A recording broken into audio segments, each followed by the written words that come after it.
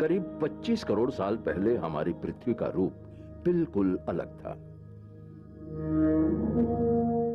उस वक्त सभी महाद्वीपों का समावेश एकल बड़े महाद्वीप पेंजिया में था।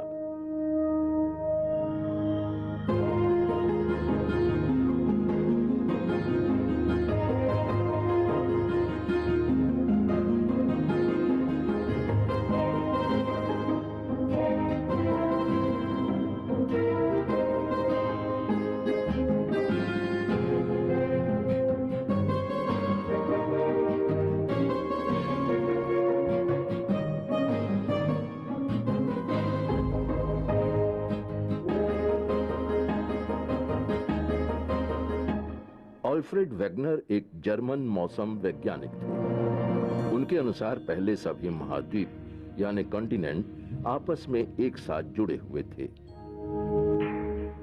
इसे सुपर कॉन्टिनेंट पेंजिया कहा जाता था। उनके कॉन्टिनेंटल ड्रिफ्ट सिद्धांत के अनुसार करीब 20 करोड़ साल पहले पेंजिया दो भागों में विभाजित हुआ, लॉरेशिया और गोंडवाना लैंड। काफी समय बाद महाद्वीप एक दूसरे से अलग हुए और खिसकते हुए वहां पहुंचे जहां वो वर्तमान स्थिति में हैं। लॉरेशिया विभाजित हुआ और यूरेशिया और नॉर्थ अमेरिका बने।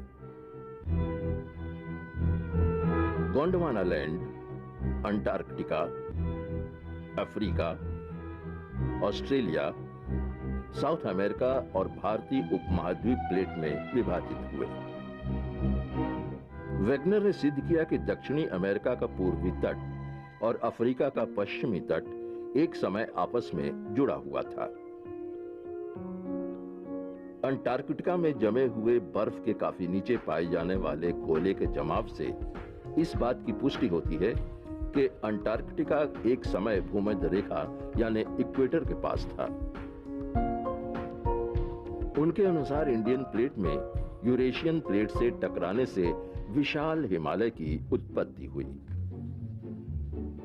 लेकिन वेगनर यह सिद्ध नहीं कर पाए कि किस मजबूत बल की वजह से महाद्वीपों का स्थानांतरण हुआ।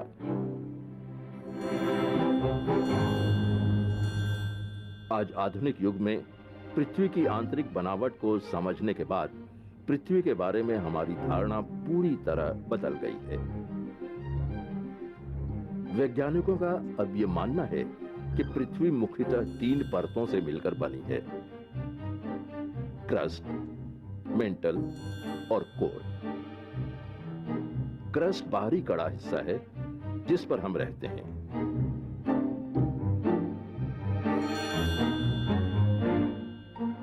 बाहरी कड़े हिस्से यानी क्रस्ट की औसतन मोटाई करीब 30 किलोमीटर है।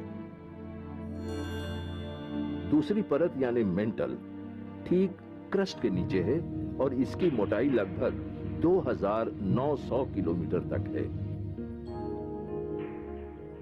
केंद्र में धात्विक कोर या अंत भाग होता है जो मेंटल की तुलना में दुगना घना होता है और मुख्यतः निकेल और आयरन का बना होता है।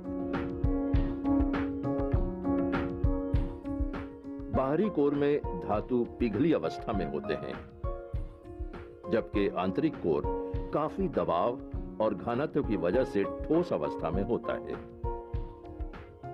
कोर का तापमान सूर्य की सतह से भी ज्यादा होता है।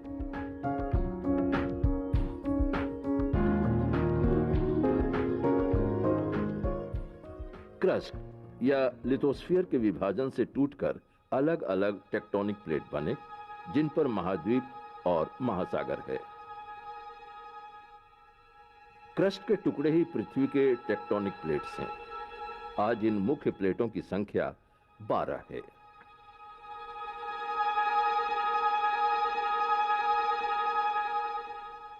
जैसे नदी की धाराओं में बेड़ा बहता है, उसी तरह ये टेक्टोनिक प्लेट्स अर्ध प्रवाह चट्टान के आसपास बहते हैं।